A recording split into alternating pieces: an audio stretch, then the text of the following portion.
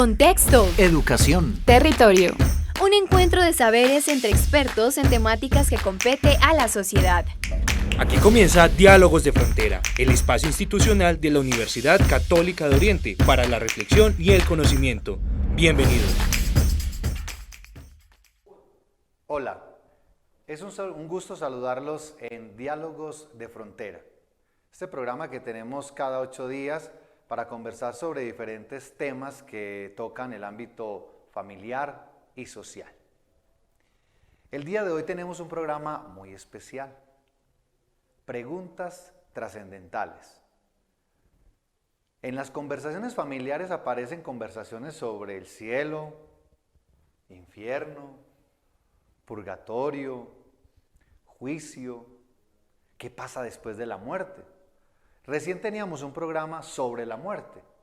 Pues bien, hoy vamos a tratar de dar algunas pistas para entender esas preguntas que están en todas las conversaciones cotidianas, pero que no entendemos.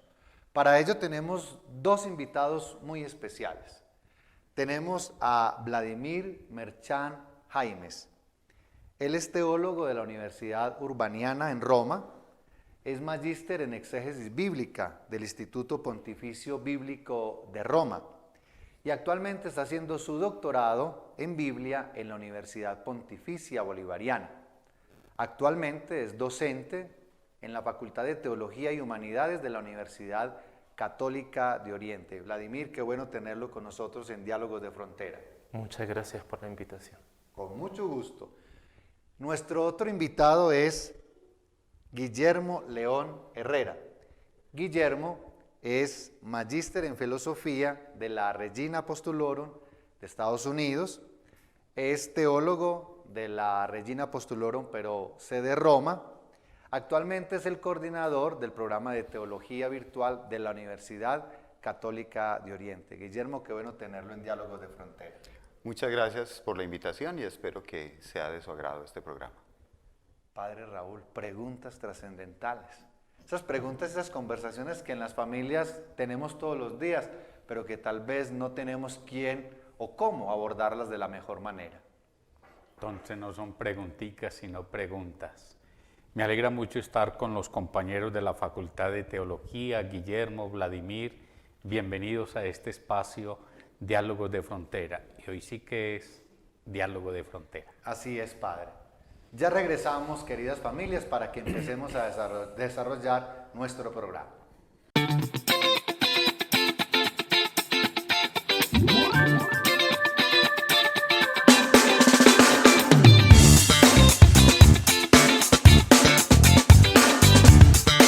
Tema de hoy, preguntas trascendentales.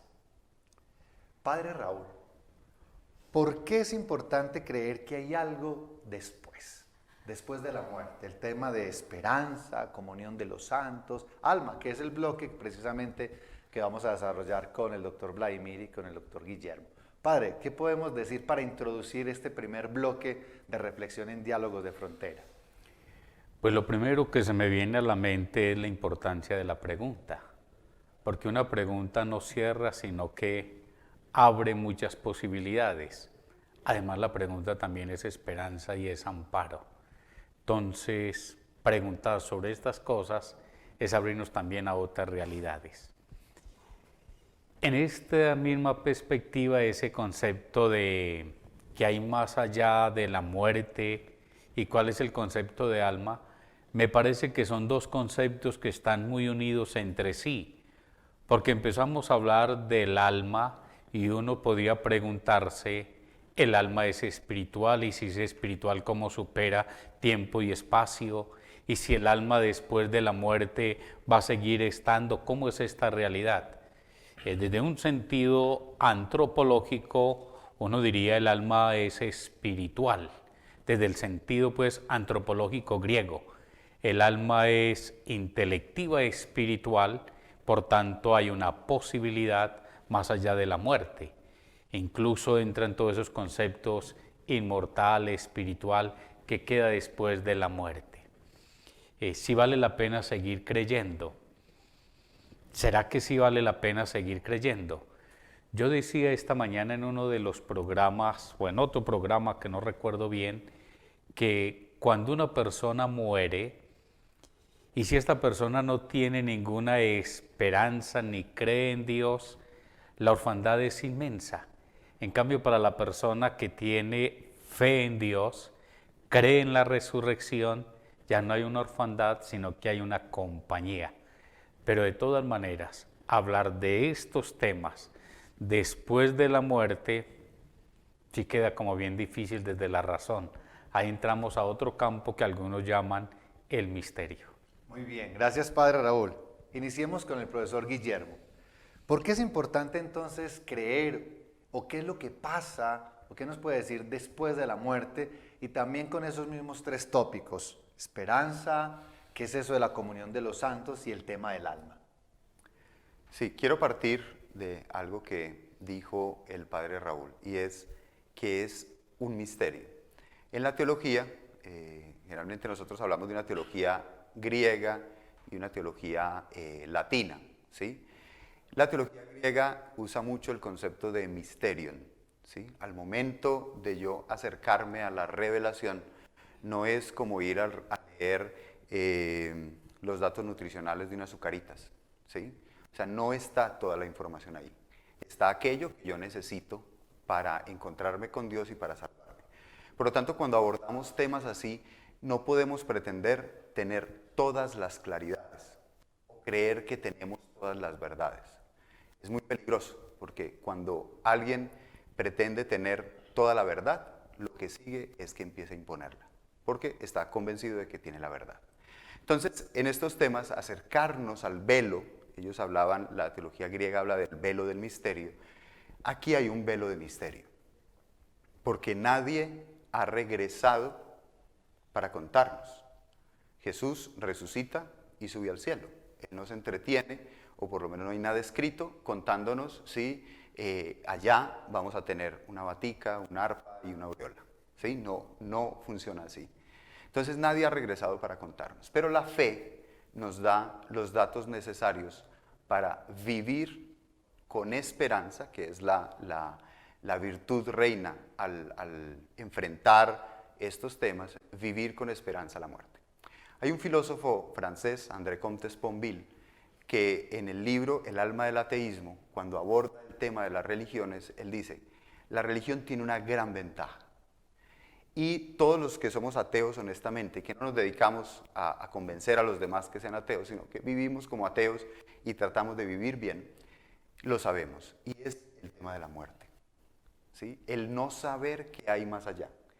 Él decía, cuando yo tuve que sepultar a mi esposa, para mí fue como ponerme frente a un acantilado y dejarla caer. Entonces, este aspecto de la fe es esencial. Nosotros esperamos que cuando esta vida terrena se acaba, para nosotros es un paso, para nosotros es una vida distinta, es más, una vida plena. Entonces, la virtud esencial al hablar de qué hay después de la muerte, hay esperanza. Esperanza porque he trabajado en mi vida y he vivido para esa vida que viene. Y esperanza porque no voy a perder, ni me voy a separar de los que amo. Lo que se construye aquí, ¿sí?, no se deshace.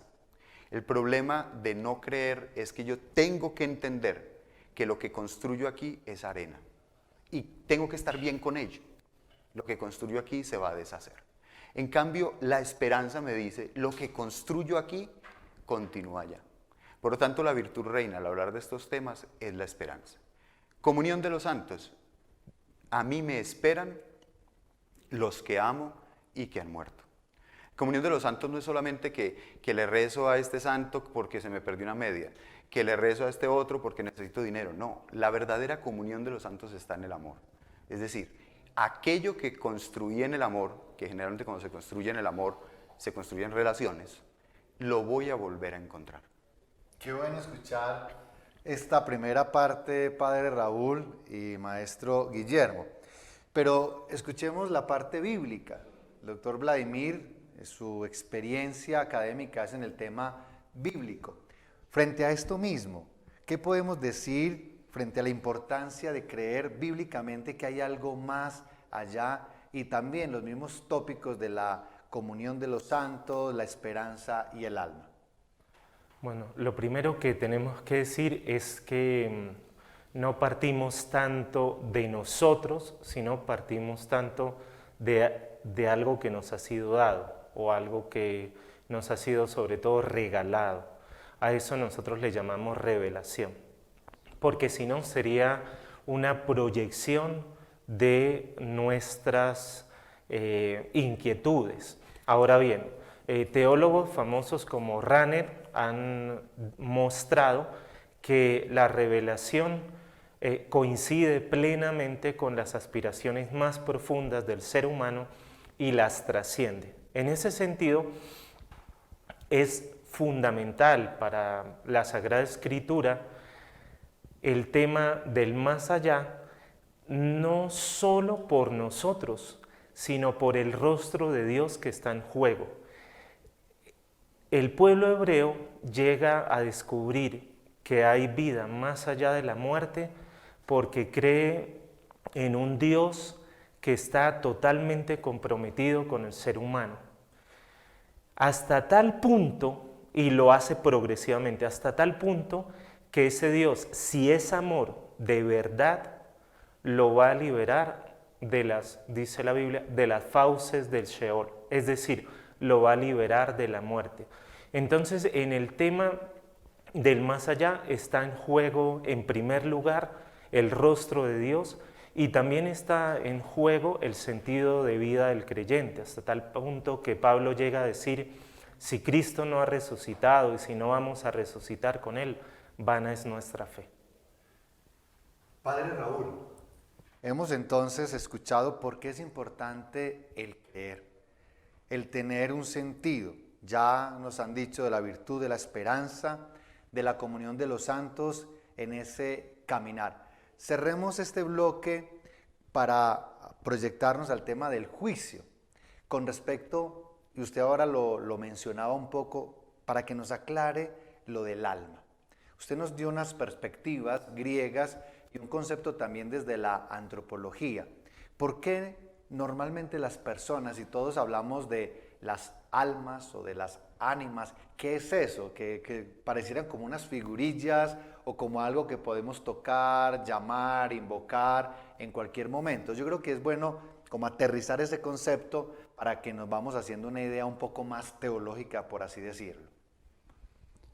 Retomando aquí lo que decía el profesor Guillermo y Vladimir, uno de los puntos que hay que resaltar, hoy poco se habla de la vida eterna. Y creo que en el discurso que ustedes están dando hay la posibilidad de una vida eterna. Entonces, ese es un punto claro, hay vida eterna. Esta es una vida natural, una vida en la cual estamos, pero nosotros tenemos que pensar en esa vida eterna. Con respecto a lo del juicio, que después lo vamos a trabajar, en este momento recuerdo uno de los textos de Albert Camus, La caída, y él va contando esta experiencia que en un pueblo determinado allá en la historia, cuando una persona cometía un error, lo metían en una caja y solo lo dejaban ver el rostro de la cabeza y la gente pasaba y escupía y escupía. Pero dice Albert Camus que dice, si Dios existe para juzgarnos, ya esto nos están juzgando. Entonces Dios sobra. ¿Cómo entonces hay que repensar lo del juicio? Y en este programa sería uno de los temas para trabajar. El concepto de alma, desde Aristóteles, Santo Tomás, cuando se habla de alma se habla desde dos perspectivas. Una, el alma es un principio vital. El vegetal, principio vital, nace, crece, se reproduce, principio vital. El animal también tiene ese principio vital, nace, crece, se reproduce, siente. Pero viene la otra parte que es, el alma también es principio de operaciones. No solo es principio vital, sino también es principio de operaciones. En términos de Santo Tomás y también así de Aristóteles, principio de operaciones. Principio de operaciones, por la inteligencia el ser es abierto a la verdad, por la voluntad el ser tiende al bien. Entonces, verdad y bien, que no siempre, el bien no siempre es lo útil o no útil que tiene el animal, entonces aquí hay una finalidad del bien, hay algo que está más allá espiritual. Y la verdad que no se queda en un conocimiento sensitivo, sino más amplio, estamos hablando del alma como principio espiritual. Y si es principio espiritual, es creada, no creada, y viene ese mismo concepto de engendrada. Entonces, en el animal es engendrada. Términos antropológicos se dice intrínsecamente dependiente de su organismo, por tanto es engendrada. Cuando una perra cría, está dando a unos perros que fueron engendrados, no creados. En cambio, en el ser humano sí aparece ese concepto de creación, porque el alma de nosotros no es intrínsecamente dependiente del organismo, y al no ser intrínsecamente dependiente del organismo, viene la parte espiritual, va más allá, supera tiempo y espacio. Esto es lo que lo hace que uno pueda pensar el alma principio de operaciones en este sentido espiritual. Entonces, ¿qué es lo que pertenece? Ya Guillermo, que también maneja muy bien esta filosofía tomista, aristotélica, también nos ampliará más estos conceptos. Muchas gracias, Padre Raúl. Porque en este primer bloque hemos entonces precisado por qué es importante creer en algo después de la muerte, esperanza, comunión de los santos y el alma. ¿Qué es el juicio? ¿Cómo será el juicio de cada uno? ¿Cuándo se dará? Hay unas particularidades. Hablamos de eso cada rato en las familias, pero que sean los expertos en el otro bloque que nos lo expliquen. Ya regresamos en Diálogos de Frontera.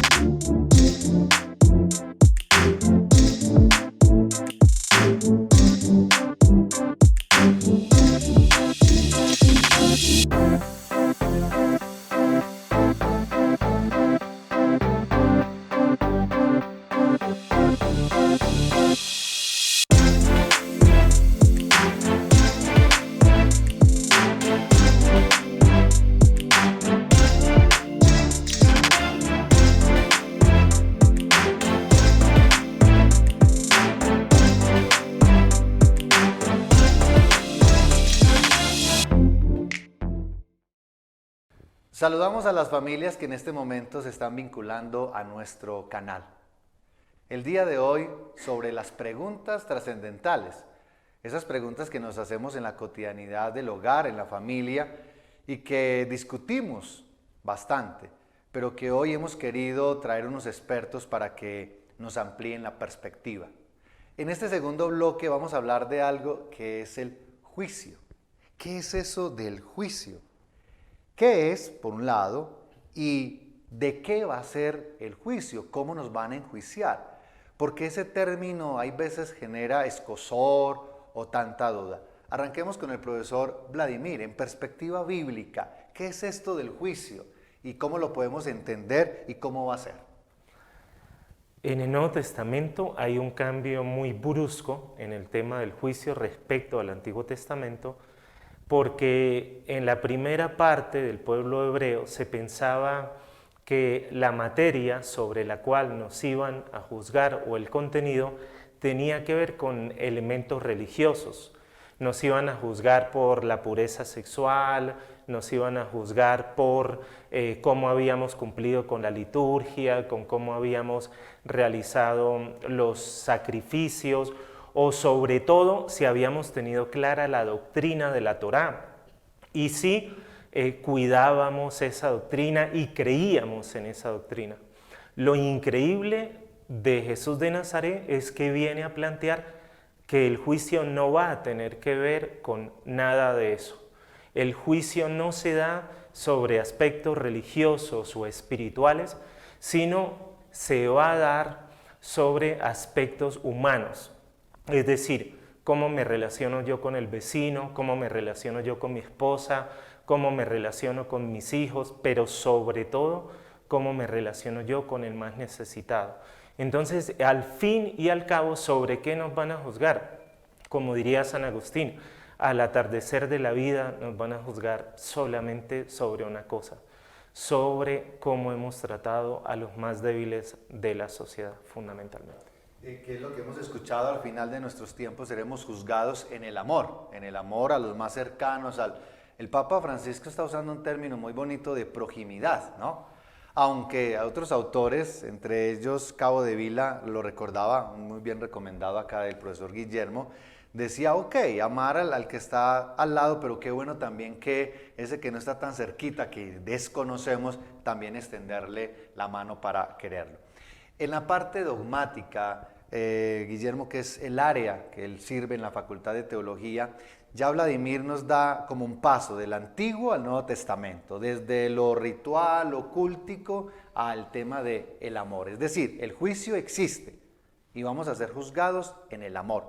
En la parte dogmática, digámoslo así, los que somos creyentes, ¿qué podemos decir al respecto del juicio? ¿Cómo va a ser y cómo nos imaginamos ese momento, no?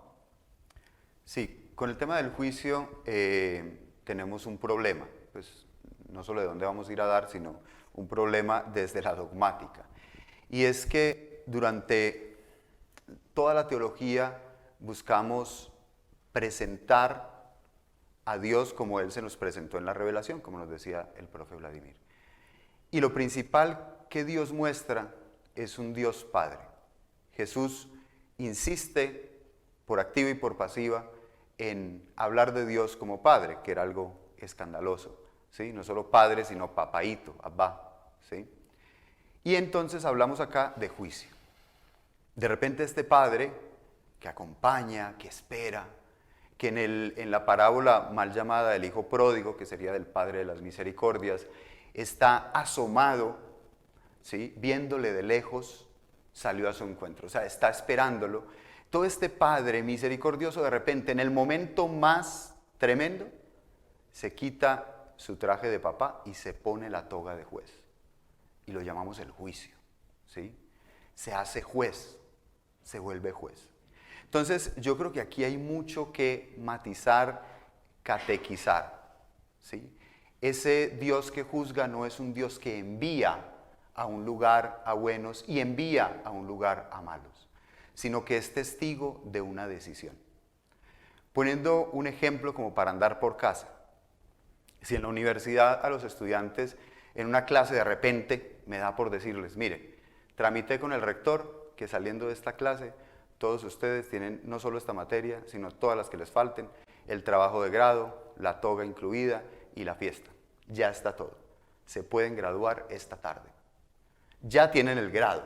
Yo ya lo conseguí para ustedes. Solo tienen que cumplir un requisito. En 5 minutos, estamos en la UCO, en Río Negro. En 5 minutos tienen que estar tocando a la puerta de mi casa. ¿Quién llegaría de ellos? Todos. Ninguno. Porque estamos en Río Negro, en la UCO, y yo vivo en el Carmen de Viboral. No llegas en 5 minutos.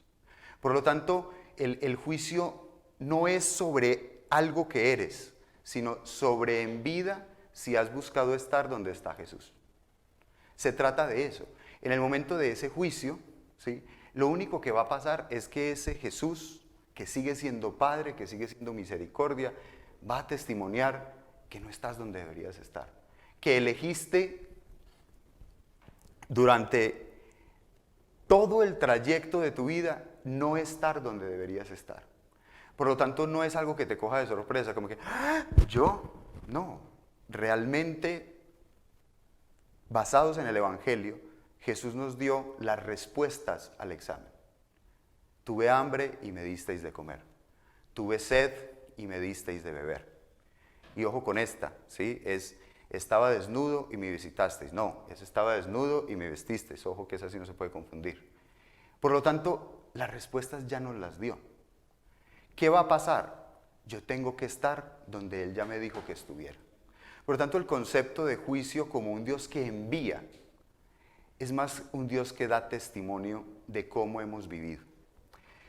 Y esto es muy bonito porque valoramos más la vida como resultado de lo que será el juicio que esperar el juicio que nos traerá sorpresas. No va a traer sorpresas, va a testimoniar lo que elegimos.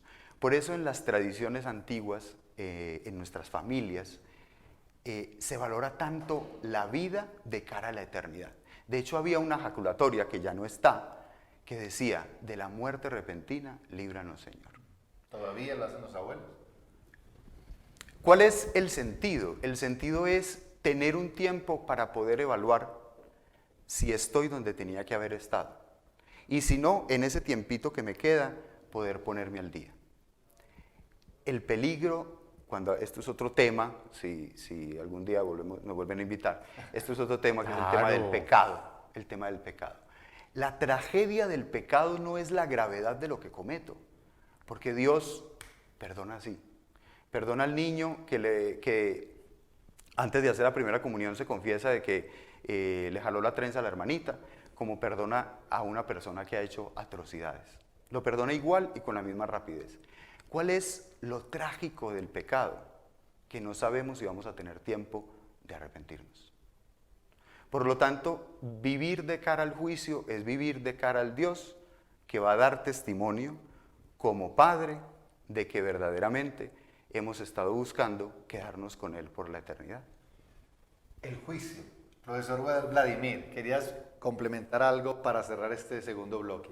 En el Evangelio es muy importante una advertencia que hace Jesús por medio de la parábola, a los fariseos. Cuando a veces nosotros nos centramos tanto en el juicio, podemos caer en el error de no dejar ser Dios a Dios y de querer ocupar el lugar que solo le pertenece a Él. Si bien es cierto que Jesús dijo, como acabo de decir y acaba de ratificar el profesor en Mateo 25, básicamente de qué nos van a juzgar, también es cierto que Él deja una parábola que dice, pero al final, Dios solamente será el único que podrá escrutar lo que hay en cada corazón humano. Entonces le deja una frase a los fariseos y les dice, en el reino de los cielos probablemente los últimos sean los primeros y las prostitutas y los pecadores les lleven la delantera. En resumen, solo corresponde a Dios los criterios y el juicio que solamente Él va a hacer desde el amor y desde su infinita misericordia. El día de hoy en Diálogos de Frontera, hablando de esas preguntas trascendentales y en este segundo bloque sobre el juicio. Dejar a Dios ser Dios. Vámonos a un corte comercial y ya regresamos.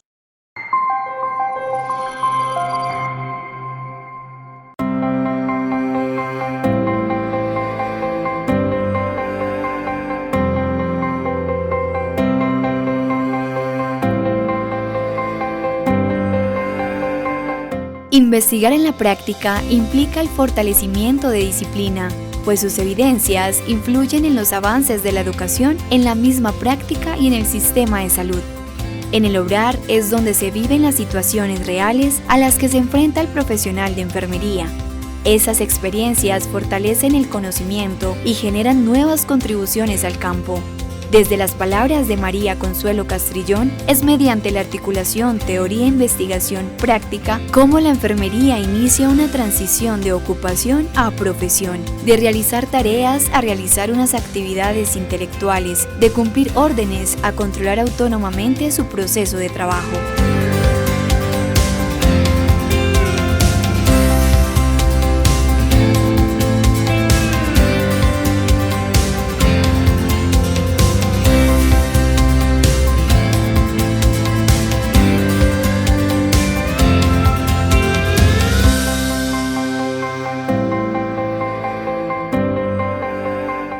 Continuamos en Diálogos de Frontera en este tercer bloque sobre una pregunta que surge en momentos de crisis, de enfermedad, de guerra, de duelo.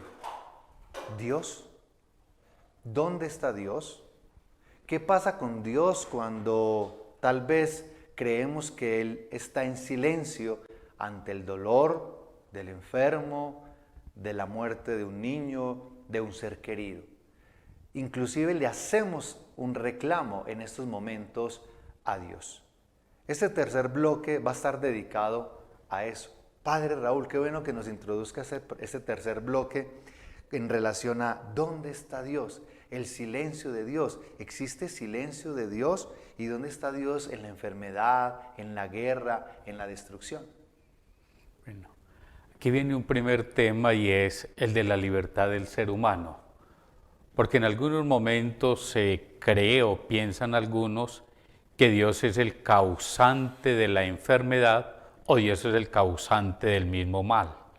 Es el ser humano quien a través de sus decisiones, al no responder a lo que Dios quiere, puede causar el mal, como primer punto. El Papa Benedicto XVI, cuando fue a visitar los campos de concentración en Auschwitz, inicia una de sus reflexiones con esta pregunta: ¿dónde estaba Dios en la muerte de todas estas personas? Y responde él mismo en su reflexión: Dios estaba en el sufrimiento, estaba en cada una de las víctimas. Ahí estaba presente Dios en ese silencio. Y una tercera posición que nos puede ayudar aquí a reflexionar sobre este tema de Dios es la que dice Karl Jaspers cuando, después de que quedó destruido por la segunda bomba atómica, la Segunda Guerra Mundial, cuando se lanza la bomba atómica, que quedó todo destruido, Karl Jaspers dice: ¿dónde estaba Dios?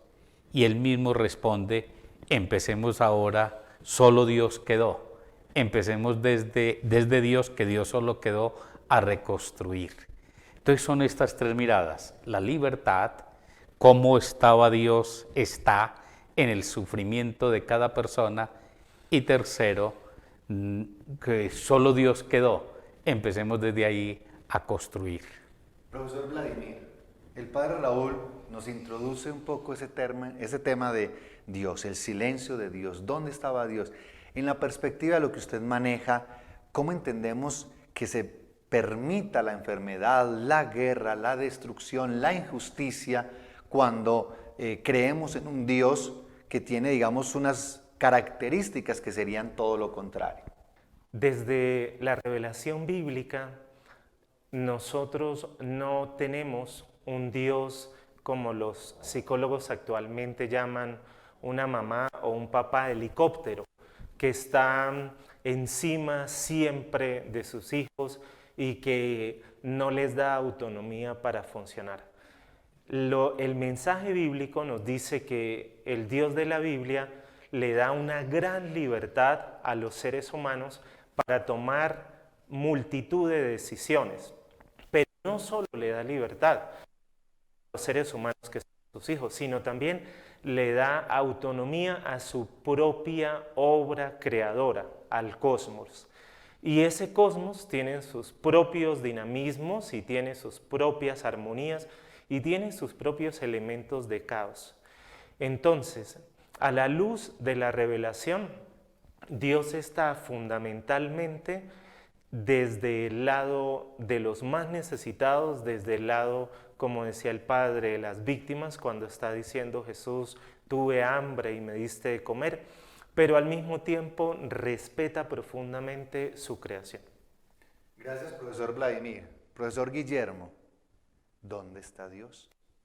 ¿Dónde está ese Dios amor que permite el odio? ¿Dónde está ese Dios que permite que nosotros, ante una mamá o un papá que tal vez pensamos que debe estar más tiempo con nosotros, muere? O la guerra, vemos guerras a diario, vemos violencia intrafamiliar, y en las familias hacemos esa pregunta, hacemos ese reclamo a el Dios. ¿Dónde está Dios? ¿Qué decir al respecto desde la dogmática? Sí, cuando hablamos del juicio y de qué hay después de la muerte, remarcábamos muchísimo la virtud de la esperanza. Ante esta pregunta debemos abordarla desde la virtud de la fe. Dios está en el que sufre, está con el que sufre, ¿sí? Cuando en esa zarza ardiente Dios se presenta a Moisés, ¿sí? No se le presenta como un Dios filosófico. Ya después nosotros tomamos ese soy el que soy, ipsum esse subsistem, y hemos hecho ríos de tinta sobre ese tema. Pero en el fondo lo que él quiso decir, yo estoy, no me vengas a contar que yo estoy, no me vengas a decir que yo he estado ahí. Pero esto es muy fácil decirlo. Primero hay que sufrir. Y uno de los aspectos que hay que quitar sobre la mesa es atribuirle a Dios todo lo que pasa. El gran problema con el sufrimiento o con el dolor es que creemos que Él lo trajo. Sucede mucho en Semana Santa, sucede mucho en la vida espiritual de muchas personas que dicen, voy a cargar esta cruz que Dios me dio, voy a cargar este dolor que Dios me dio, voy a llevar este sufrimiento como Cristo nos trajo la cruz. No, Cristo nos trajo la cruz. Cristo nos trajo la redención y lo hizo de una manera tan humana que se embebió en lo más humano que tenemos, y es en cómo nos tratamos. A Jesús lo trataron como nos tratamos. La encarnación es tan real que Jesús sufre como sufrimos. Él no trajo el sufrimiento, Él adopta y toma el sufrimiento para que el sufrimiento se haga camino de encuentro. Pero se necesita la fe. Es injusto pedirle a alguien que no ha hecho una experiencia de Jesús, pedirle que vea con fe la muerte de un ser querido. Esa imagen de la persona que se desmaya, que ya no puede respirar, de llorar porque ha muerto todo. Un padre, la madre, un hijo, y llega la persona y dice, pero usted no tiene fe. Véalo desde la fe. ¿Usted por qué está llorando si usted tiene fe? O sea, ese tipo de personas deberíamos abrir el cajón y ponerlas ahí.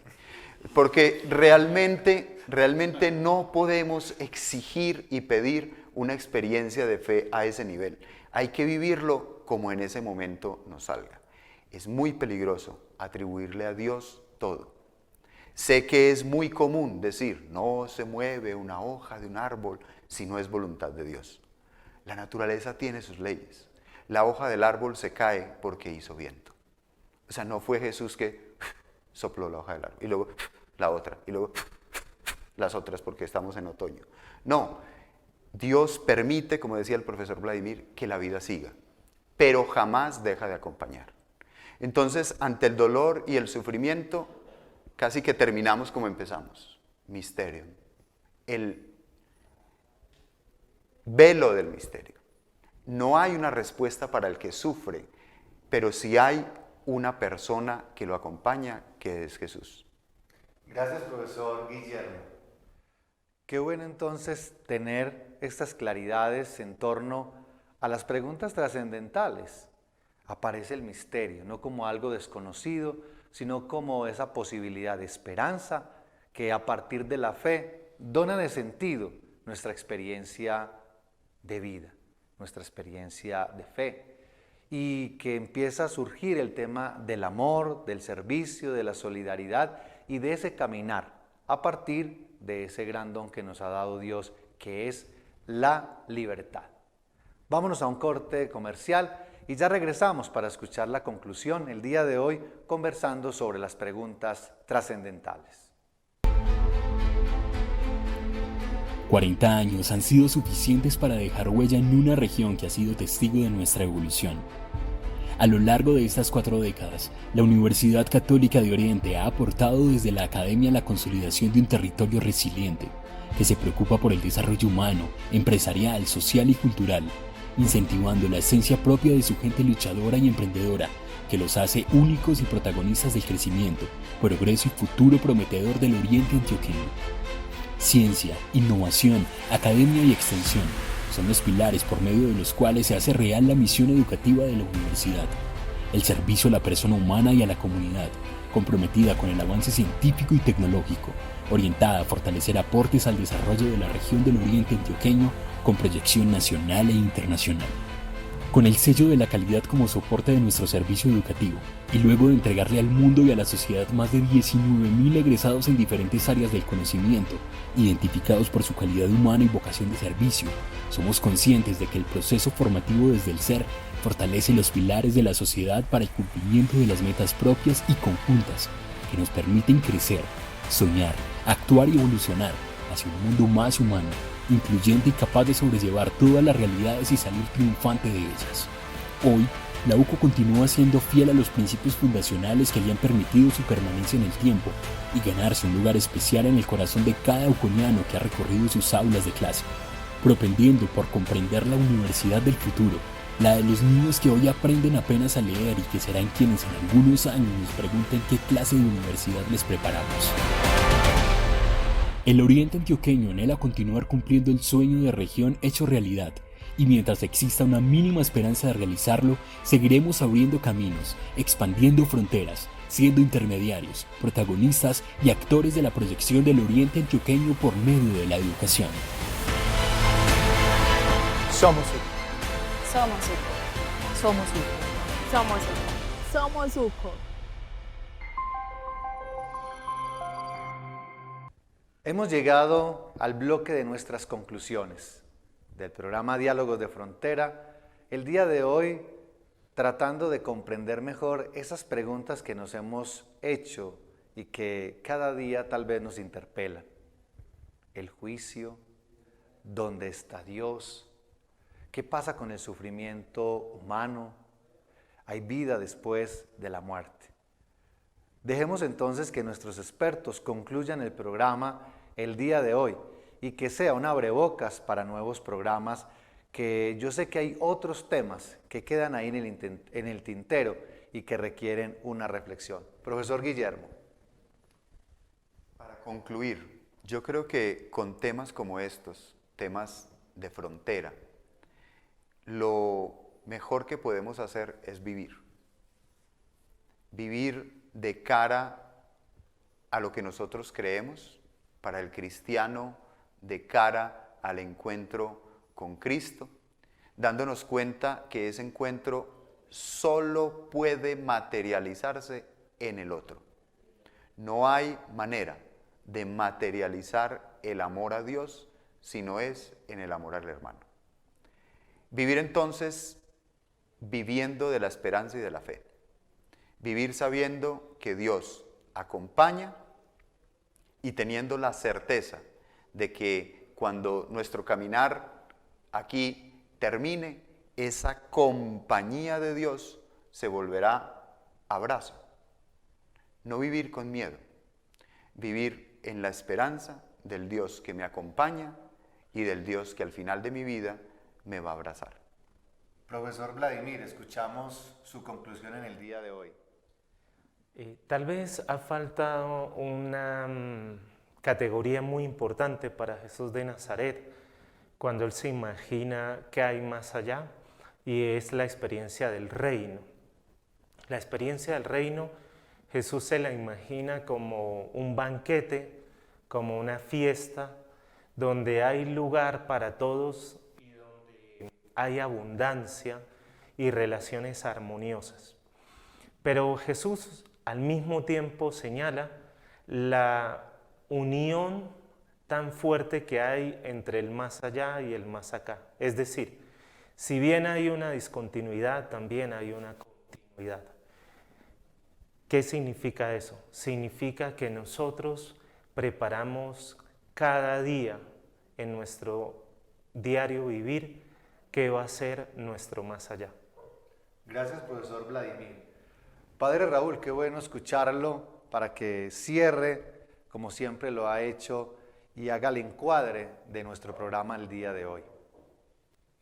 Recojo la primera expresión con que Guillermo iniciaba este programa, y es el concepto de misterio. La razón llega hasta cierto punto. La razón no es capaz de penetrar totalmente el misterio, pero sí puede dar algunas luces con respecto a ese más allá, a ese juicio. El misterio es inabarcable, no lo podemos abarcar con la razón. El misterio es inefable, no lo podemos decir todos con la palabra. Esto muestra que nosotros somos limitados y que hay otra realidad también bien importante. Lo segundo es mirar desde dónde nos ubicamos o nos situamos para hablar de estos temas. Cuando una persona se sitúa que viene de Dios, creada por Dios, pero que va hacia Dios, se sitúa en una perspectiva de fe, se sitúa en una perspectiva también de esperanza. Pero cuando es una persona también, como nos lo decía el profesor Guillermo, atea, tiene una orfandad, no sabe hacia dónde caminar, bien lo decía el Papa Juan Pablo II. El siglo XX, que es el siglo de los ateísmos, nos dejó con una gran orfandad, con una gran soledad. La gran soledad del ser humano es no sentir que Dios camina a su lado. Cuando yo miro el juicio más desde una perspectiva del amor y no desde el miedo, me siento acompañado. Cuando yo miro a Dios no desde una perspectiva que Él me va a juzgar, sino de una compañía, la visión mía es distinta. Y también el otro tema que decíamos de la comunión de los santos, ese encuentro con el otro que hizo bien las cosas, que tuvo un proyecto, hizo una opción por él, hace que también la vida adquiera sentido y que la muerte adquiera la esperanza. Gracias, Padre Raúl. Agradecemos a nuestros invitados, al profesor Guillermo, al profesor Vladimir y como siempre al Padre Raúl por su gentileza y a ustedes con su presencia que enriquecen nuestro programa Diálogos de Frontera.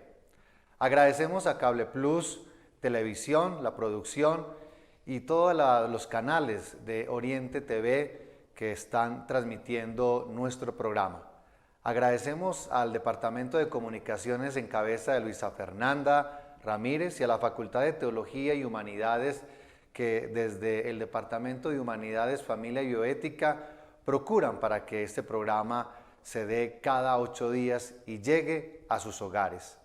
Pueden vernos a través de nuestras plataformas, las plataformas de la Universidad Católica de Oriente, en nuestro canal de YouTube. Ahí pueden encontrar todos los programas que tenemos para que los puedan compartir, los puedan repetir y también nos dan sus opiniones que nos sirven para evaluarnos y siempre para mejorar. Así que agradecidos y que este tiempo que estamos celebrando y que damos continuidad a todas las festividades esté lleno de alegría, de unidad, de fraternidad en sus hogares. Hasta pronto. Hasta aquí Diálogos de Frontera, un encuentro de saberes en donde la educación es protagonista. Hasta pronto.